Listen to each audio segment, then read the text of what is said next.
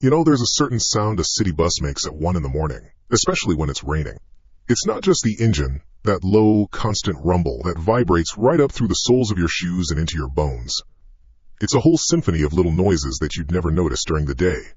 The rhythmic squeak and thump of the windshield wipers, fighting a losing battle against the fine mist that was coating everything. The hydraulic hiss of the brakes at a red light, sounding way too loud in the empty streets. The creak of the vinyl seats as the whole frame of the bus leans into a turn. After 12 years driving the night shift on Route 14, those sounds were more familiar to me than my own heartbeat. They were the soundtrack to my life, I guess. A boring, repetitive soundtrack, but a steady one. My name is Sam. At the time, I was 43, and my world was pretty small. It consisted of the 26-mile loop of Route 14, and the small 2-bedroom house I shared with my wife, Sarah, and our daughter, Lily. That night, my world felt even smaller. All I could think about was getting home. Lily had a bit of a fever, nothing serious, just 101, but you know how it is. When your kid is sick, every cough on the baby monitor sounds like an alarm bell. Sarah had texted me an hour ago. She's finally asleep. Don't wake her when you get in. I just sent back, almost done, love you. The bus was warm, almost stuffy, with that permanent smell of wet coats, old chewing gum, and the faint citrusy scent of the industrial cleaner we used. Outside, the city was a watercolor painting left out in the rain.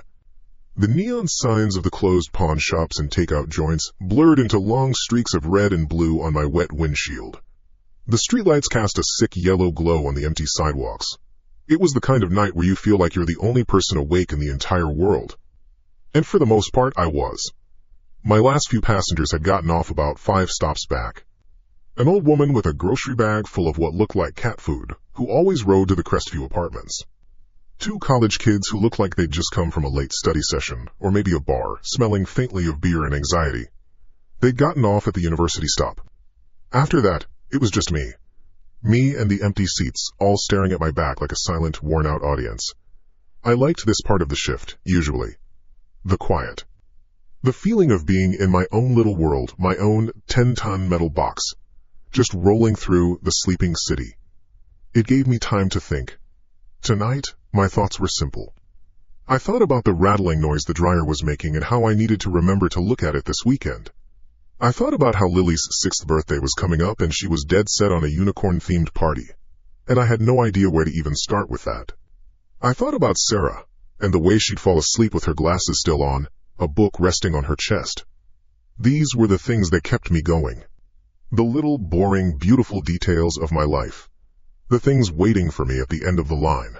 The bus rumbled past the old cannery, its windows all boarded up, looking like a giant, rotting tooth in the city's jaw. The rain was picking up a little, changing from a mist to a steady, soft drumming on the roof. Squeak thump. Squeak thump. The wipers kept their rhythm. I glanced at the clock on the dashboard. 1:17 a.m. Maybe 15 more minutes. Tops. The final stop was the depot. A big, lonely parking lot on the industrial outskirts of town where we left the buses for the night. From there, it was a 5-minute drive home in my beat-up sedan. I could almost feel the warmth of my bed. I slowed down for the stop at the corner of Elm and 23 RD. It was the second-to-last stop on the whole route. Nobody ever got on or off here this late. It was a pointless stop, really. Just a lonely bench under a flickering streetlight, across from a laundromat that had been closed for years. I usually just rolled right through it, but company policy was company policy. You stop at every designated stop. So I pulled over, the air brakes hissing as the bus settled. The doors folded open with another pneumatic sigh, letting in a gust of damp cold air that smelled like wet pavement. I didn't expect anyone. I was just going through the motions, my hand already reaching to hit the button to close the doors. But then, a shadow detached itself from the deeper shadows of the laundromat's boarded-up doorway. I watched in the side mirror as a figure walked slowly, deliberately, into the yellow puddle of light from the street lamp. You get a feel for people on this job. You can tell a lot from how they wait for the bus, how they walk towards it. Are they in a hurry? Are they drunk? Are they tired? This person was different. There was no rush, no weariness. Just a slow, steady pace, like he had all the time in the world. He stepped up onto the first step of the bus, and the interior light hit him. He was tall and thin, but not in a weak way. more like a wire that's been pulled taut. He was wearing a dark gray raincoat, the kind with a deep hood that he had pulled all the way down, casting his entire face in a deep, impenetrable shadow. I couldn't see his eyes, his mouth, nothing. Just a black void where his face should have been. My hand, which had been hovering over the door control, dropped to my side. "Evening," I said, out of habit. It's what I said to everyone. He didn't answer. He just stood there for a second, dripping rainwater onto the rubberized floor. He reached into his coat pocket, and his hand came out with a small handful of change. He didn't drop it all into the fare box at once. He fed the coins in one by one. A quarter, a dime, another quarter, nickels. Each coin made a distinct clink-clank as it fell down the metal chute. The sound was unnervingly loud in the quiet bus. The coins felt, I don't know, significant. It was such a strange way to pay. His fingers were long and pale, and the coins he dropped were cold. I could feel the chill from them, even from where I sat. It took him maybe 10 seconds to pay the full fare, but it felt like a minute. Still without a word, and without looking at me, he turned and started walking down the aisle. He didn't stumble with the motion of the bus like most people did. His balance was perfect. He walked all the way to the very back, to the long bench seat that stretched across the rear of the bus. He sat down right in the middle, in the deepest part of the shadow, away from the weak glow of the interior lights. He just sank into the darkness back there until he was little more than a silhouette. A shape. I closed the doors. The hiss and clunk sounded final, somehow. I pulled the bus away from the curb, the big diesel engine groaning as we got back up to speed. My heart was beating a little faster than it should have been. It was stupid, I told myself. He was just a passenger. A weird one, sure, but I'd seen it all. I'd had drunks sing opera at the top of their lungs, people try to pay with foreign currency, kids who tried to ride on the roof. A quiet guy in a hoodie was nothing. Absolutely nothing. I was just tired. My mind was playing tricks on me because I wanted to be home. I tried to put him out of my head. I focused on the road, on the familiar landmarks passing by in the rain. The 24-hour donut shop, its lights a welcoming beacon. The all-night gas station. The park, its playground equipment looking like skeletal remains in the dark. I tried to think about Lily and her unicorns again, about Sarah and her book, but the thoughts wouldn't stick. My mind kept snapping back to the figure in my rearview mirror. He hadn't moved, not an inch. He was just sitting there, a dark statue at the back of my bus. Who gets on a bus at 1:20 a.m. at a deserted stop, with only one more stop to go, which is the end of the line depot in the middle of nowhere? It made no sense. It was an act that had no logical purpose. And that, more than the hood or the silence, was what started a tiny, cold knot of dread tightening in my stomach. I kept telling myself there had to be a reason. Maybe his car broke down nearby. Maybe he lived in one of the old worker shacks hidden back in the woods behind the depot. It was unlikely, but possible. People did strange things. Life was strange. I gripped the steering wheel, my knuckles white. The regular, comforting sounds of the bus suddenly seemed different. The squeak of the wipers sounded like a nervous tick. The rumble of the engine felt less like a lullaby and more like a low growl. The whole atmosphere inside my little metal box had changed. The familiar warmth now felt clammy, oppressive. It wasn't my space anymore. It was our space. The sign for the final turnoff to the depot loomed ahead, its green paint faded and peeling. I flicked the turn signal. Only a few more minutes. The knot in my stomach told me to just keep driving. Drive past the depot, drive all the way to the police station downtown. But that was crazy. What would I say? Hello, officer? There's a quiet man sitting on my bus and it's creeping me out? They'd laugh at me. I was a 43-year-old man, a professional driver. I was being ridiculous, so I made the turn. And as I did, I glanced one last time in the rearview mirror, at the dark shape in the back. Tonight I had one last passenger, and we were heading to the end of the line. Together. I shut the doors, and the sound, that familiar hiss and clunk, felt wrong. It didn't feel like I was sealing the world out. It felt like I was sealing something in. With me. I put the bus in gear and pulled away from the lonely curb, the big frame groaning as we merged back onto the empty, wet street.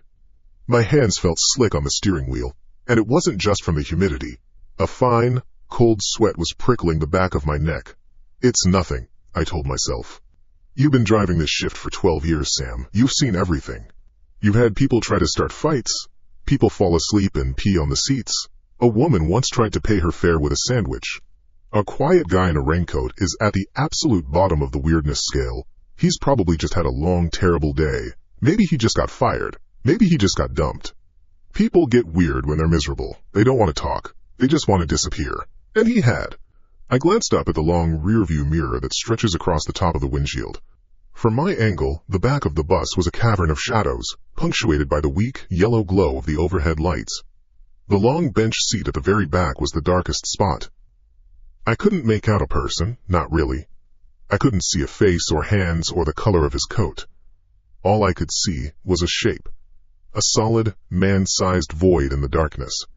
It was like a hole had been punched in the back of my bus. He was so still. People fidget. They look at their phones, they scratch their nose, they shift their weight. This guy was a statue. My foot felt a little heavy on the accelerator. The comforting rumble of the diesel engine, the sound that usually lulled me into a state of calm autopilot, now seemed to have a deeper, more menacing growl to it. The squeak thump of the wipers was a nervous twitch. Squeak thump, counting down to something. The whole bus, my little 10-ton bubble of safety, felt different. It wasn't mine anymore. The air felt thick, heavy with the smell of wet wool and something else. Something metallic and cold, like the coins he'd dropped into the box. I tried to shake it off. I focused on the road ahead.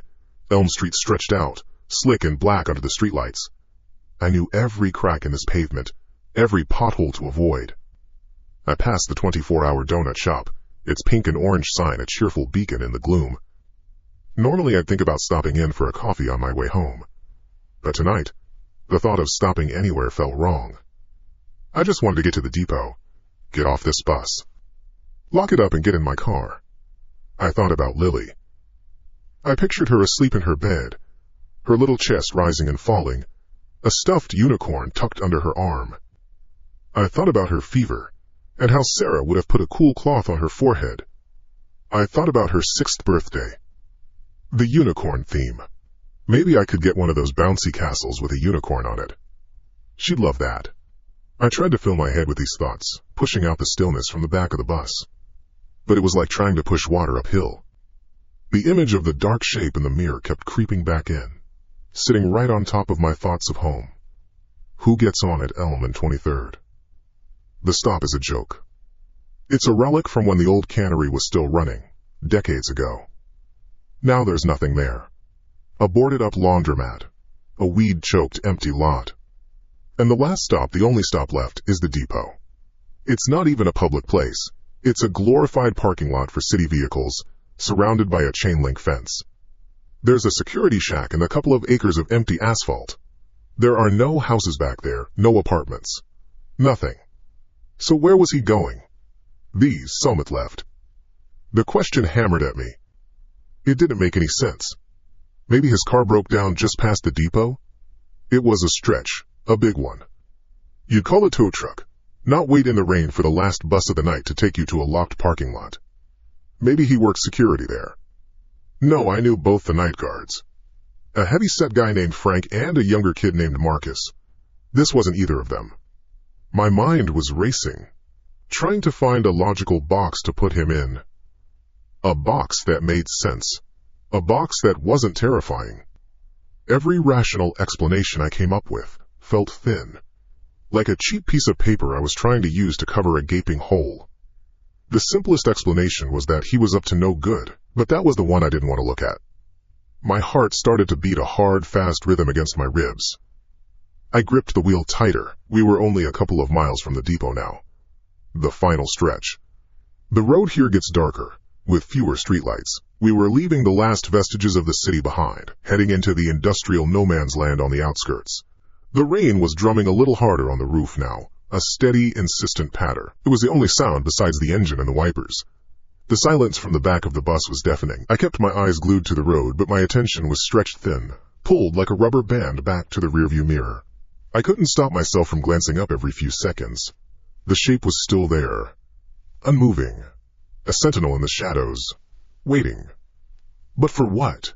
For me to get to the end of the line. For me to stop the bus. For me to be alone with him in an empty, locked lot. My mouth was dry. This is stupid, Sam. You're scaring yourself over nothing. He's just a passenger. Say it again, he's just a passenger. We rumbled over the railroad tracks that marked the beginning of the industrial park. The whole bus shuddered. I saw the turn for the depot coming up on the right. A simple green sign, barely visible in the dark. Almost there. A few more minutes and this would be over. He'd get off, I'd get off, and we'd go our separate ways. I'd have a laugh about it with Sarah in the morning, about the creepy guy who spooked me on my last run. It would just be a story. I was so focused on this internal pep talk, on trying to wrestle my own fear back into its cage, that the sound, when it came, made me jump in my seat. Ting. It was a small sound, but in the oppressive quiet of the bus, it was as loud as a gunshot. A single, sharp, electronic chime. My head snapped up. I didn't even need to look. I knew what it was. Every bus driver knows that sound better than their own name. My eyes shot to the front of the bus, to the panel above my head. And there it was. The little red sign was illuminated, the words glowing in the dark. Stop requested. My blood ran cold. I swallowed, but my throat was tight. I slowly, deliberately, lifted my gaze to the rearview mirror. The long, horizontal strip that showed the length of the bus, the request light for the rear section, right above the last row of seats, was lit up. A bright, insistent, impossible red eye glowing in the darkness.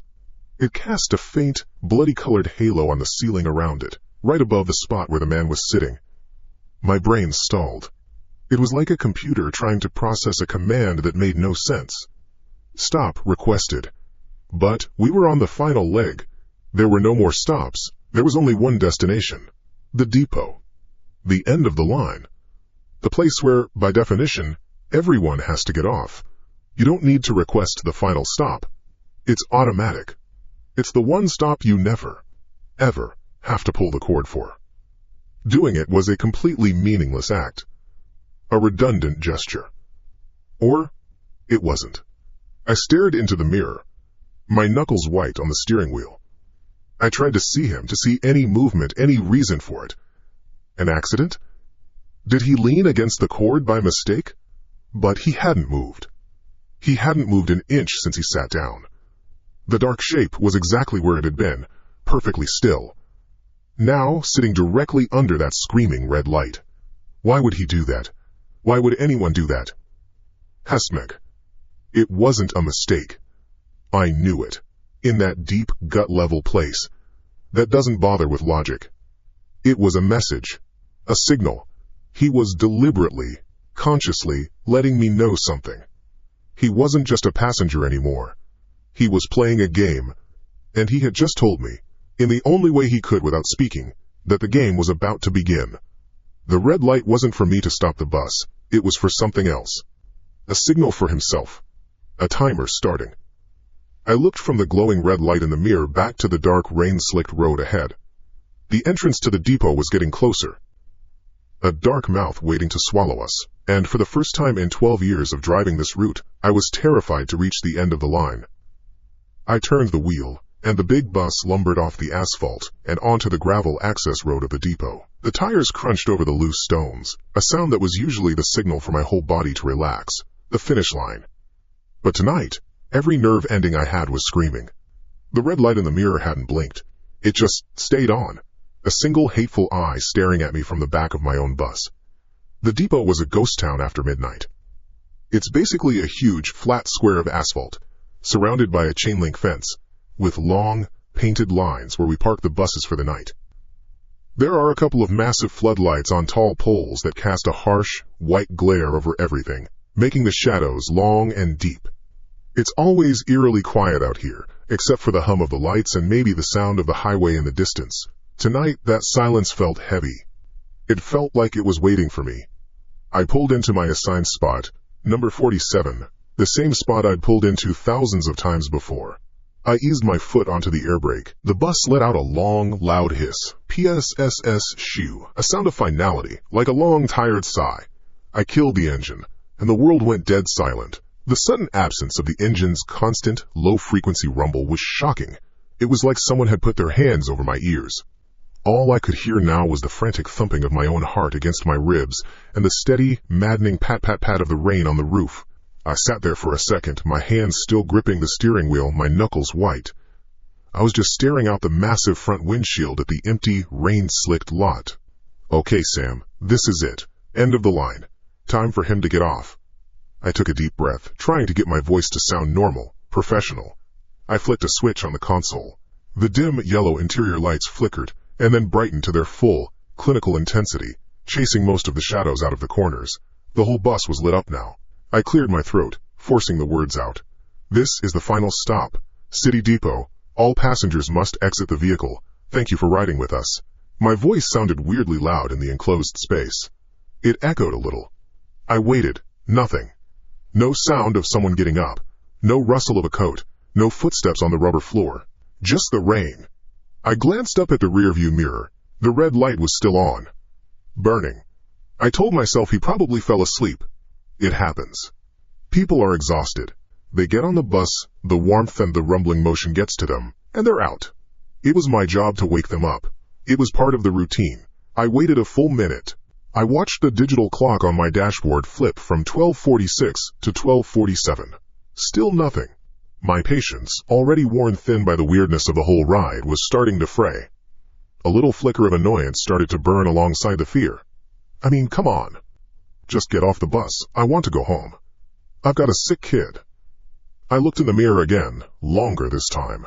I squinted, trying to make out a shape on that backbench seat, right under the light. But there was nothing. From this angle, with the bright lights on, I could see the whole length of the bus clearly. The green vinyl seats were all empty. The floor was empty, except for a discarded newspaper and a crumpled coffee cup near the front. The back row was empty. The man was gone. A wave of something strange washed over me. It wasn't relief, it was confusion. Deep, profound confusion. Where the hell did he go? My brain started scrambling for an explanation. Any explanation. Okay. Maybe he slipped off at the last corner before the depot entrance. It was dark, a sharp turn. If I was focused on not clipping the curb, maybe he could have popped the back door and hopped off without me hearing it over the engine. It was possible. Not likely, but possible. People do weird things. But that didn't explain the light. The goddamn light. Why would he press the button and then get off before the stop? It made no sense. Unless he did it on purpose. A prank. Some jerk getting his kicks by spooking the late-night driver. It felt childish, but it was a more comforting thought than the alternative, whatever the alternative was. Yeah, that had to be it. He was just a punk. He probably thought it was hilarious. Still, the light bothered me. It was like a question that hadn't been answered. It felt like a loose end. Like unfinished business. And company policy is crystal clear. You walk the bus, check for sleeping passengers, and look for any lost items before you lock it up for the night. I couldn't just leave with that light on. It felt wrong. It felt like I'd be letting him win, whoever he was. So I unbuckled my seatbelt. The mechanism made a loud clack in the silence. I pushed myself up from my seat, my knees cracking a little. The air inside the bus felt thick and stale. I stood there for a moment at the front, next to my driver's seat, looking down the long, narrow aisle. It looked like a tunnel under the harsh fluorescent lights. At the very end of that tunnel was the back row, and above it, that single point of red light, glowing like the eye of a machine. It felt like it was watching me, daring me to come closer. All right, let's get this over with, I muttered to myself. I started walking. My footsteps, in my heavy work boots, were the only sound. Squeak! Squeak! The sound of rubber soles on the damp rubber floor. It was a sound I'd heard a million times, but I'd never really heard it before tonight. Every step seemed to echo. I kept my eyes scanning the seats as I went. Left side, empty. Right side, empty. I passed the emergency exit window, its red handle a slash of color against the dark glass. I passed the hinged accordion-like section in the middle of the bus, which groaned slightly as my weight shifted. I was about halfway down the aisle now. The feeling of being watched was getting stronger, more intense. It was crazy. The bus was empty. I could see it was empty, but my skin was crawling. The hairs on the back of my neck were standing up. My body was telling me something my eyes couldn't see.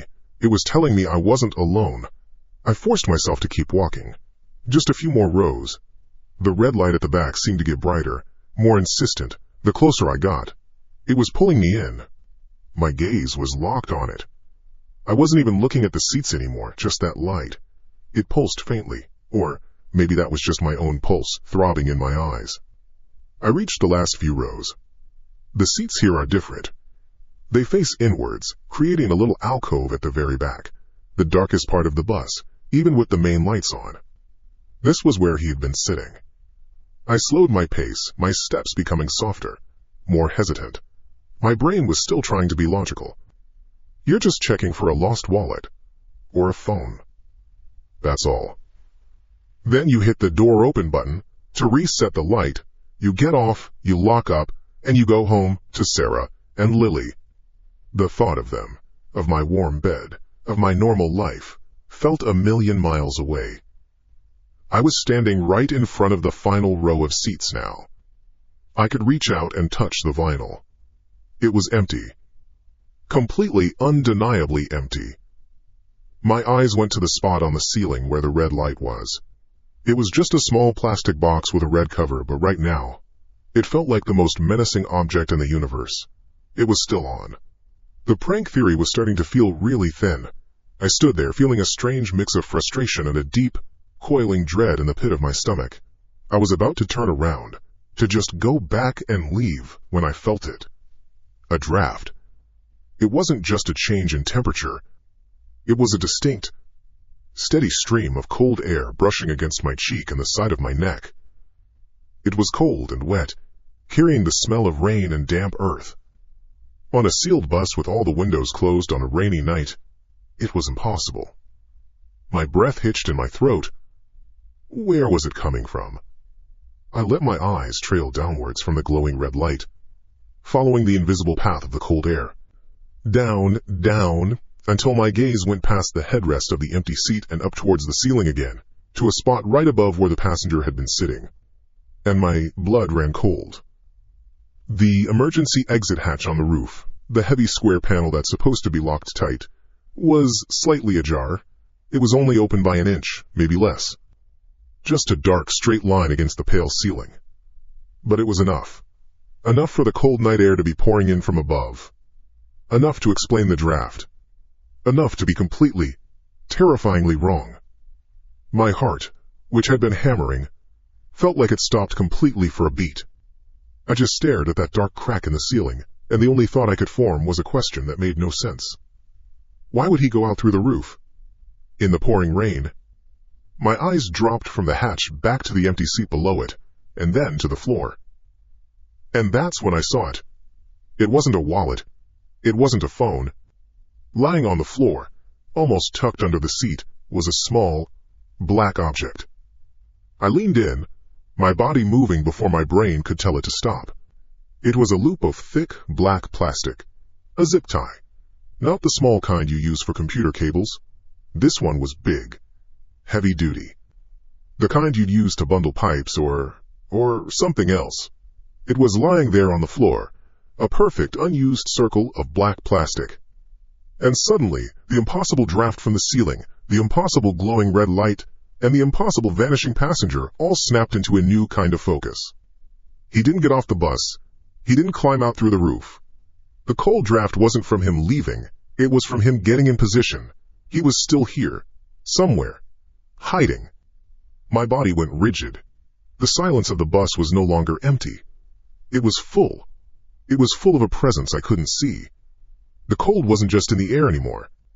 It was inside me, a block of ice in my chest. He was on my bus. And I had just walked all the way to the back, to his chosen spot, just like he knew I would. The red light wasn't a prank. It was bait. And I had taken it. The bait. That one word echoed in the dead quiet of the bus, a space that was suddenly not my own anymore. It was a word my own brain had served up, and my whole body reacted to it. I didn't move a muscle. I just stood there, a statue in the middle of the aisle, with the cold air from the roof still kissing the skin on my neck. The air inside the bus was thick and warm, smelling of damp wool and old vinyl, but that one stream of air was a violation. It was the outside, coming in where it shouldn't be. My mind, for a second, tried to fight back against the panic. It tried to be the logical 40-something bus driver I was. A broken seal, maybe. A loose latch. These buses, they take a beating day in and day out. Things break. Maintenance gets missed. It happens. That guy, the passenger, he probably felt it too, got annoyed, and just bailed at the last stop without saying a word. The red light? Maybe it's just shorted out. A faulty switch. Yeah. That's it. A series of boring mechanical coincidences. I told myself that. I repeated it in my head. But I didn't believe it. Not for a second. My gut, that deep old thing that's been with me through 2 decades of driving the city's worst routes at the worst hours, was screaming bloody murder. I forced my head to tilt up, my eyes moving from the glowing red light to the ceiling above it. The emergency hatch. It's a heavy panel, maybe 2 feet by 2 feet, flush with the ceiling. It's held in place by 2 thick red-handled latches that you have to crank hard to open. It's not something that just pops open on its own. It's for rolling the bus over, for fires, for absolute worst-case scenarios. It's not for a Tuesday night drizzle. And it was open, just a crack. A perfect, dark, straight line about an inch wide along the back edge. Why? Basaloara. Apollon Kusul. Wama mia lomaman tamanain the baleals. The question was so loud in my head it was almost a sound. Why would anyone go to the trouble? The prank idea came back, but it felt even stupider now. So this guy, this passenger, pressed the stop button, then, what? Pulled a tool out of his pocket, cranked open the heavy emergency latches, hoisted himself up, and climbed out onto the roof of a moving bus. In the rain? To what? Jump off and run away? It was insane. It was the plot of a bad action movie. It made no sense, but it was the only explanation my brain could offer that didn't involve something much, much worse. For a split second, I actually pictured it. A lanky guy in a hoodie, scrambling onto the wet, curved roof of my bus, gone into the night like some kind of bizarre, unimpressive superhero. The image was so absurd it almost made me want to chuckle. Almost. I need to just close it, I thought. That's the next logical step. Close it, reset the stoplight, walk back to the front, and get the hell out of here. Leave a note for the morning maintenance crew. Hatch latch loose. Simple. Go home. See Sarah. Check on Lily. Normal. So I took a half step forward, reaching up. The ceiling isn't that high in the back. I could probably push it shut with one hand. As I shifted my weight, the bus's interior lights, those long, humming fluorescent tubes, cast my shadow over the back row of seats. And in that shifting light, as my arm went up, my eyes went down. Something on the floor. It was right where my shadow had just been, almost perfectly centered under the open hatch, a small, dark shape against the gray, speckled rubber floor. It wasn't a crushed coffee cup or a discarded newspaper. It had a clean, definite shape. My arm froze in midair. I lowered it slowly. The draft on my neck seemed to get colder. I told myself it was a lost wallet. Or a glove. Part of my job, right? Lost and found. I took another slow, hesitant step, my work boots making a soft, sticky sound on the floor. I was in the little alcove now, surrounded on 3 sides by the hard plastic of the back seats. It felt like standing in a shallow grave. I leaned over, my back protesting, and squinted. It wasn't a wallet, it was black. Plastic. A perfect, clean circle. My heart, which had been doing a frantic tap dance against my ribs, gave one solid, painful thump. It felt like a fist hitting my sternum from the inside. A zip tie. My mind supplied the word before I had even fully processed the image. I've seen 1,000 of them. The depot has boxes of them. We use them for everything. Strapping loose cables under the dash, temporarily fixing a rattling panel, bundling up old ticket rolls for disposal. They were common. They were normal. But this one wasn't normal. This one was big. It was thick, heavy-gauge plastic. The kind they call heavy-duty. The kind you need pliers or a sharp knife to cut through. It was lying on the floor, pre-looped, the tail already fed through the locking head, forming a circle about the size of a man's wrists pushed together. It was unused. It was ready. And just like that, every single one of my desperate rational explanations evaporated. They shattered like cheap glass, and the truth, the real, ugly, ice-cold truth, rushed in to fill the vacuum. A man doesn't climb out onto the roof of a bus in the rain. A prankster doesn't bring heavy-duty restraints with him for a joke. He didn't leave. The open hatch wasn't an exit. It was a listening post. A place to watch the mirror, to see me get up from my seat, to see me start my walk to the back. The red stoplight wasn't a prank. It was bait. a signal to draw me, the final employee, to the darkest, most isolated part of the vehicle, the zip tie that was for me. He was still here. The thought didn't just pass through my mind, it detonated. My breath caught in my throat, a choked, silent gasp. My blood turned to ice water and static. I was a prey animal that had just realized the rustle in the grass wasn't the wind. I had walked, step by stupid step, all the way down the aisle, away from the door, away from the controls, away from my only exit, and into his space. His killing ground. The bus, my office, my second home for 20 years, was no longer a bus. It was a box. A metal container. And the lid was closed. I straightened up, slowly, my body screaming at me to run, but my brain was paralyzed with a new, horrifying set of questions. Where? Where is he? My eyes darted around, no longer seeing seats and windows but only potential hiding places. The shadows underneath the rows of seats suddenly looked like deep, black caves. Could a man fit under there? Squeezed between the floor and the metal seat supports? It seemed impossible. But then, everything about this was impossible. He's under the seats. He has to be. The thought made my skin crawl. I imagined him lying flat on the dirty floor, holding his breath, watching my feet get closer and closer. Had he been listening to my footsteps, to the sound of my own breathing? Water! I started to back away. Not a sudden movement, just one slow, deliberate step backward. My boot heel landed silently on the rubber. Don't run. Don't scream. Don't show him you know. If I could just get back to the front, just get to the door controls, maybe I had a chance. The 50 yards to the security shack at the depot entrance felt like 1,000 miles, an impossible distance, but it was the only hope I had. Another step back, my eyes were locked on that back row of seats, trying to pierce the shadows underneath. I listened. I held my own breath and just listened. All I could hear was the hum of the fluorescent lights and the gentle, relentless patter of the rain on the roof. An empty sound. A lonely sound. But it wasn't empty. I knew it wasn't. It was the sound of a predator holding perfectly still. I took a third step back. I was out of the back alcove now, back in the main aisle. My heart was a drum solo in my ears, so loud I was afraid he could hear it. My hands were tingling, my vision starting to narrow at the edges. Fight or flight? My body had made its choice. Flight. I just had to get my legs to obey.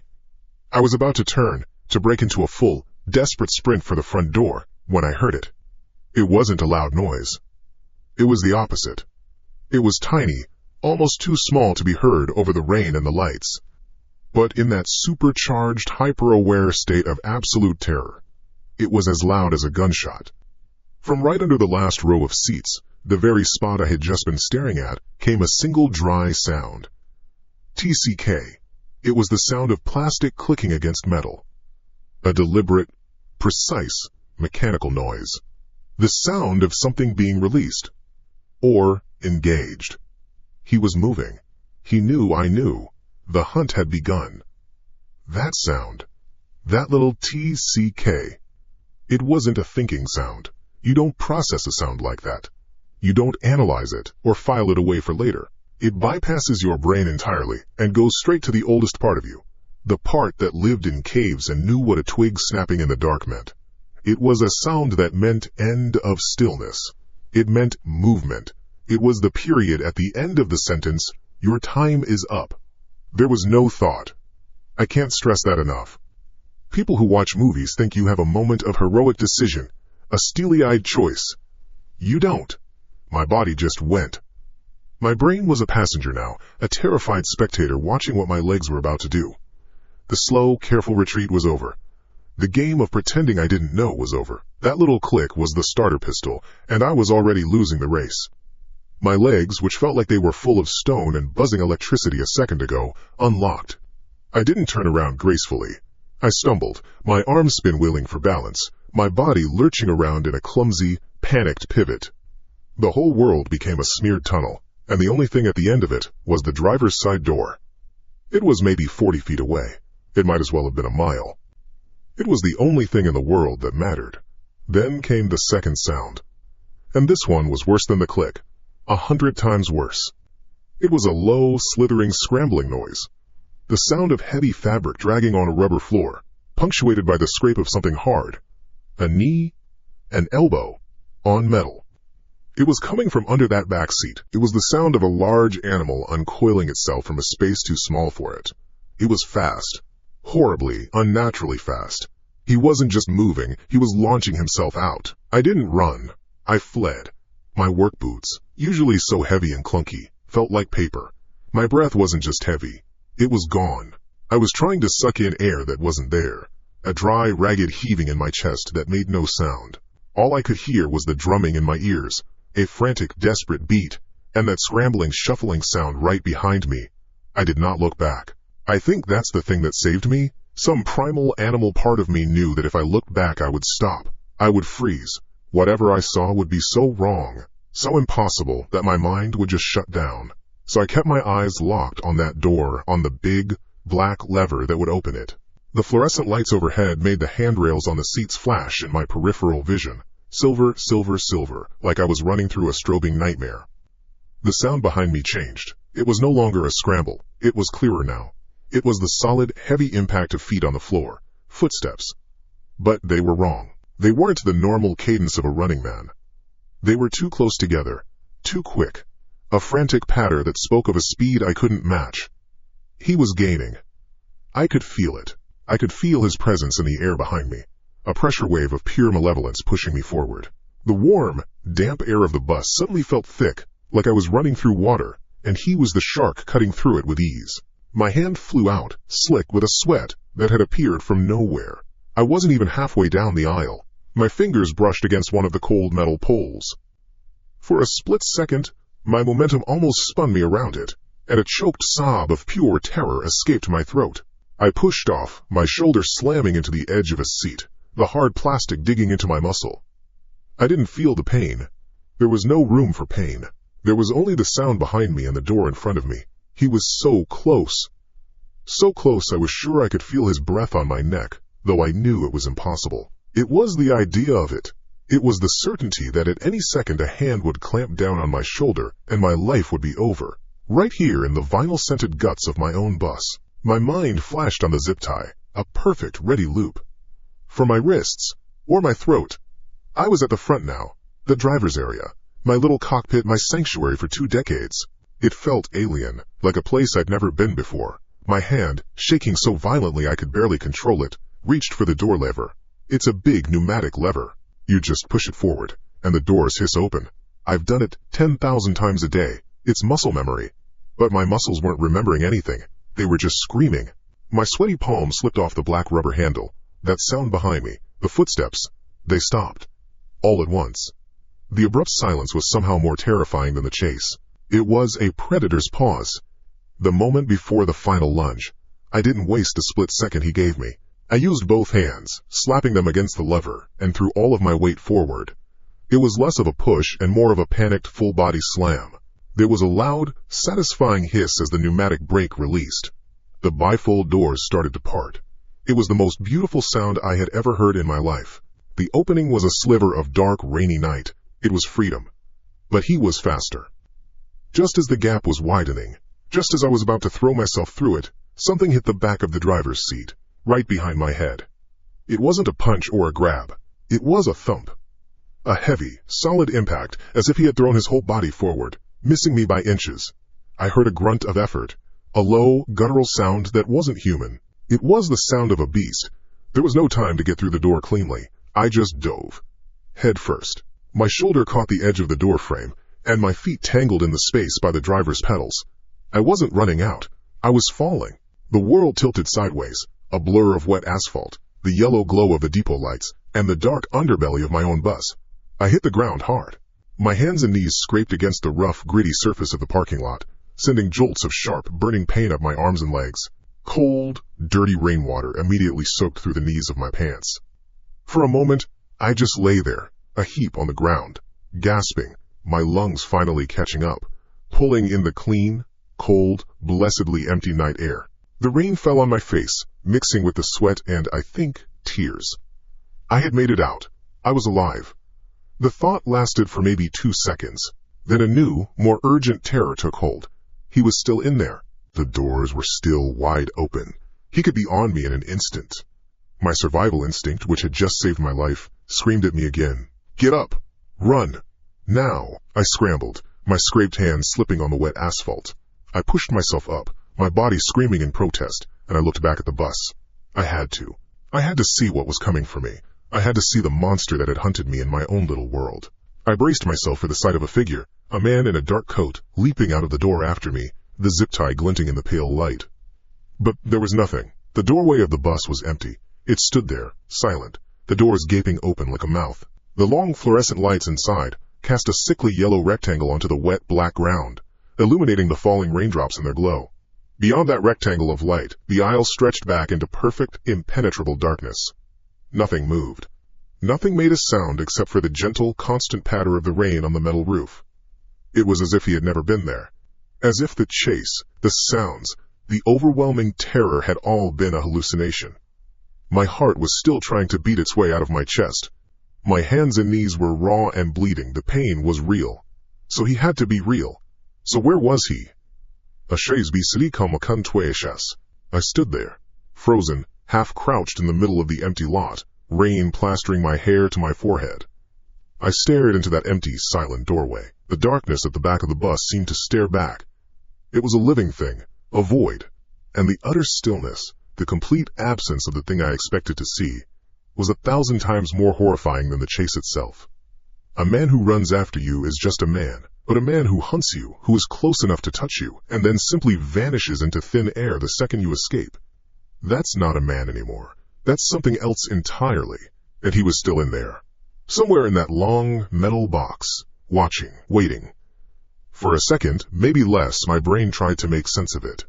It tried to file what I was seeing, or not seeing, into some kind of logical folder. He was fast.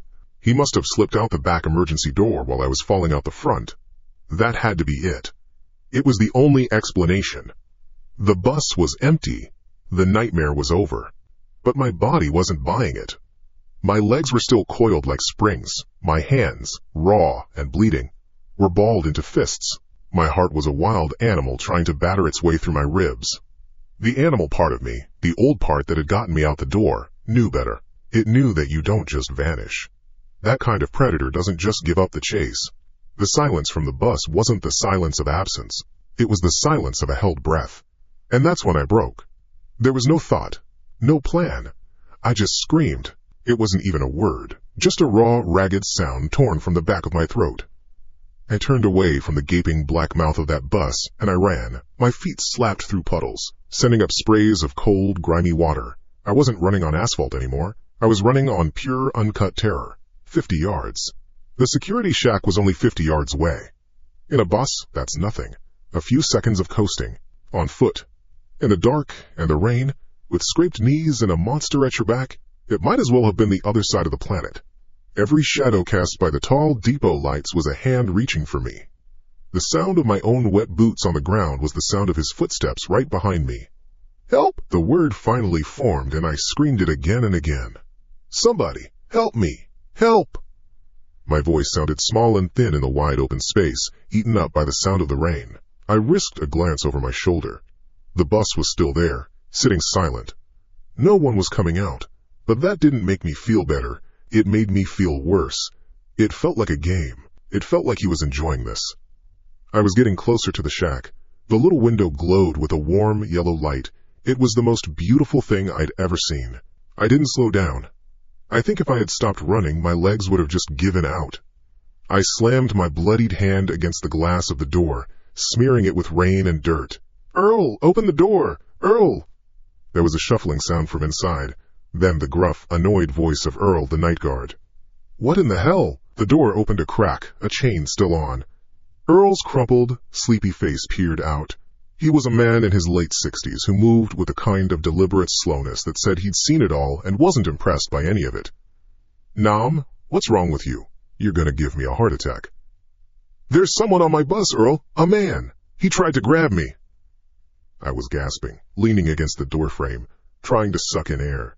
We gotta call the cops. Now. Earl looked past me, out into the dark, rainy lot. He looked at my bus, sitting there peacefully with its doors open. He looked back at me, at my panicked face, my soaked clothes, my bleeding hands. He sighed, a long, weary sound, and unhooked the chain. All right, get in here before you catch your death, he said, pulling me inside the small, cluttered shack. It smelled of stale coffee and disinfectant. Tell me what happened. You sure you didn't just spook yourself? One of them junkies get on and you got jumpy? No, Earl, this was different, I said, my voice shaking. He got on near the end of the line, didn't say a word. I got to the depot, told him it was the last stop. He wasn't there. Then he came out from under the back seat. He chased me. Earl picked up a big, heavy maglite from his desk. Stay here. Lock the door behind me. I'll go take a look. No, I said, grabbing his arm. The idea of being alone, even in a locked shack, was unbearable. I'm coming with you. Don't go alone. He looked at my hand on his arm, then at my face. He must have seen something there, something more than just a guy who got spooked. He just nodded grimly. All right, but stay behind me. We walked back out into the rain, Earl in front with his heavy flashlight cutting a bright white beam through the darkness.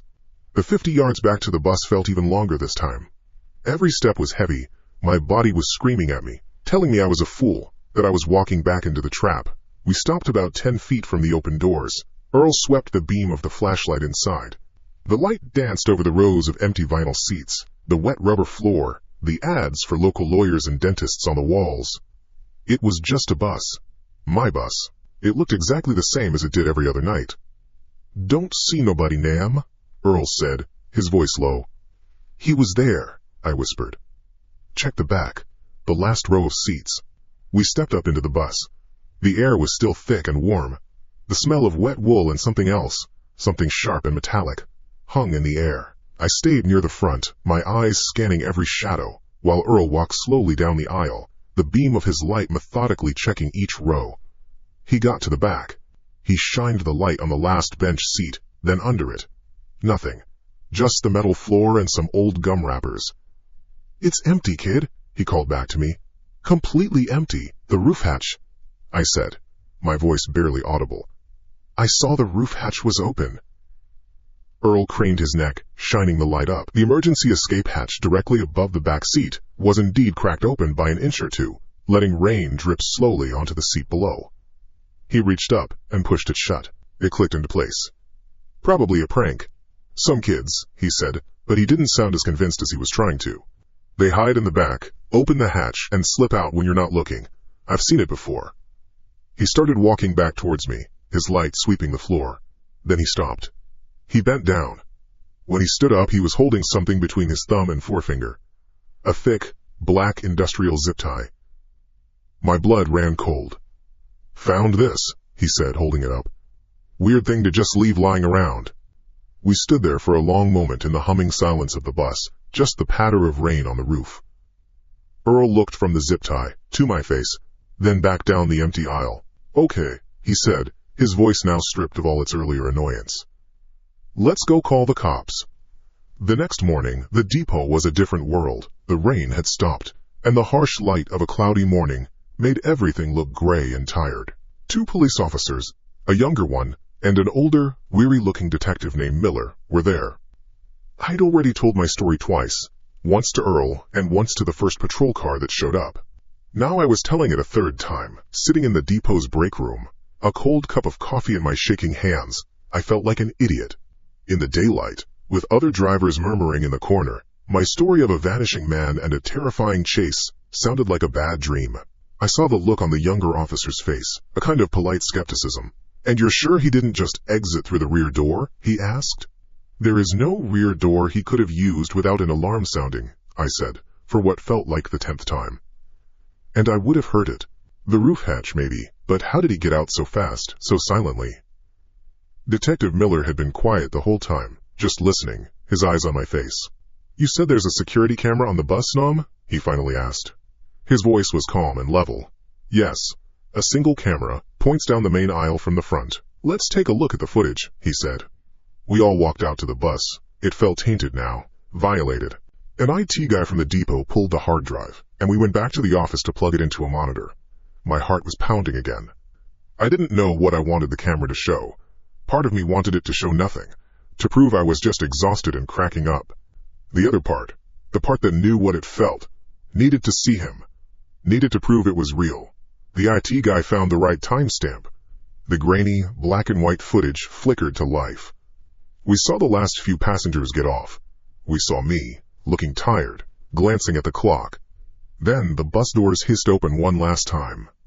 And there he was. He stepped on, exactly as I remembered. A tall, thin man in a dark, hooded coat. He dropped the coins into the fare box without looking at me. He walked down the aisle.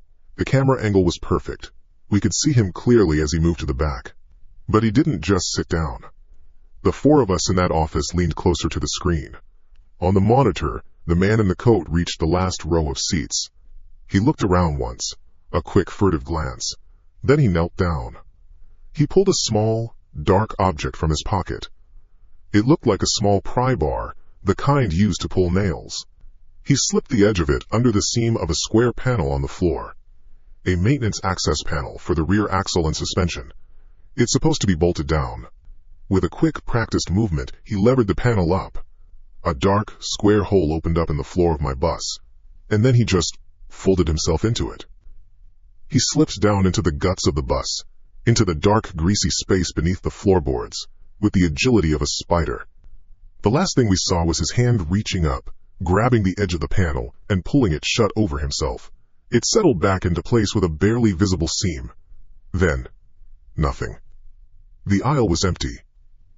A moment later, we saw the little red stop request light flash on. From inside the compartment, the room was utterly silent. The only sound was the low hum of the computer. The younger officer let out a low whistle. I felt like I couldn't breathe. He never left the bus. He was under my feet the whole time. When I walked back to check the seats, he was right there, in the dark, beneath a thin sheet of metal. When I was running for my life, he was uncoiling himself from his hiding spot to chase me. "My God," I whispered.